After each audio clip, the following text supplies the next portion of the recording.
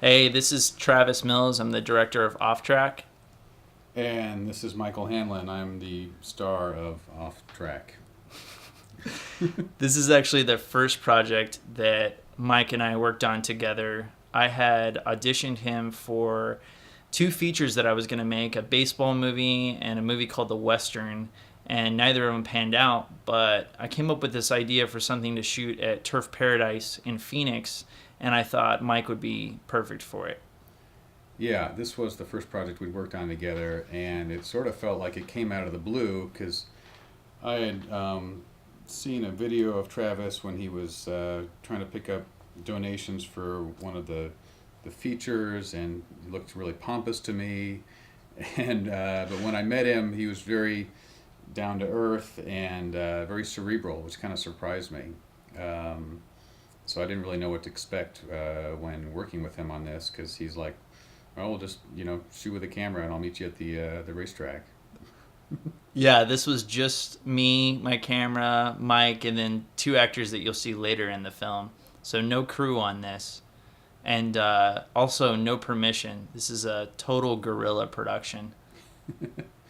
I'd gone to the track the week before we shot this just to try and get a feel for the layout and like where I would hang out, and if I'm really supposed to be a guy who goes to the track every week for years, then I really wanted to feel like I wasn't completely unfamiliar with the territory. This shot here was actually the hardest shot for me to do, because I had to be surprised to see this yellow note on my windshield. Yet, as the actor, I knew there was going to be a yellow note on my windshield.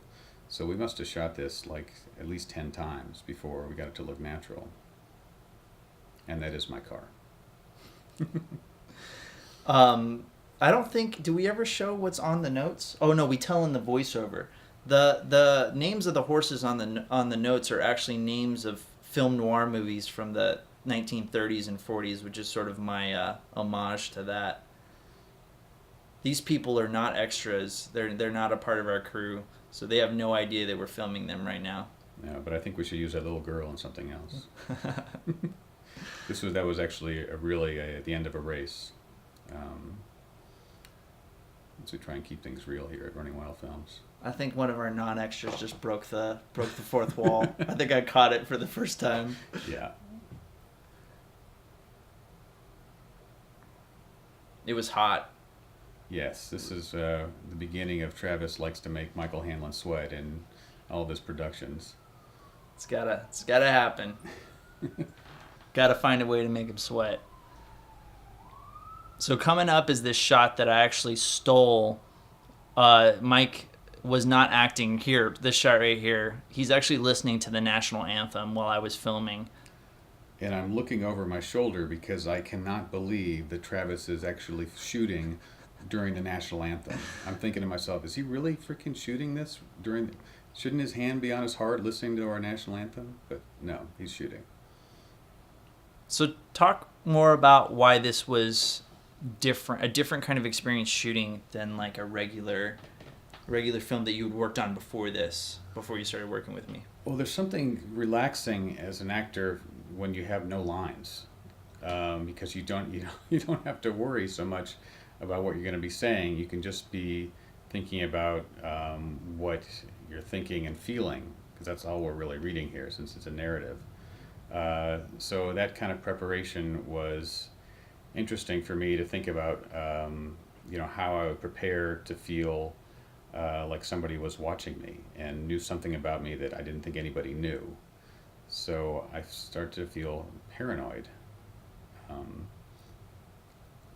In the bathroom there, that was Scott Shield, who is an actor, and this is Gus Edwards, who started Running Wild with me, filling in for the creepy old black man. my first time working with Gus too. He was pretty creepy. We recorded the voiceover like 2-3 weeks later, right? Yeah, yeah. It was at least a week later. Okay. And that, do you have anything to say about that? Yeah, when I had approached that like it was a monologue rather than a narrative, um, which ended up you didn't want. You wanted a more of a narrative as opposed to looking back on the situation. You wanted me to describe what I was feeling at the time of the situation. As an aside, this blank note at the end was my idea. Hanelin gets the credit. I wanted something written on the note, and he suggested it be blank. So the ambiguity of the film is really Hanelin's fault, not mine. I've been told by a critic lately that ambiguity is a good thing. That's right. All right. Thanks for listening, and check back with us later for more commentaries. Okay, thanks.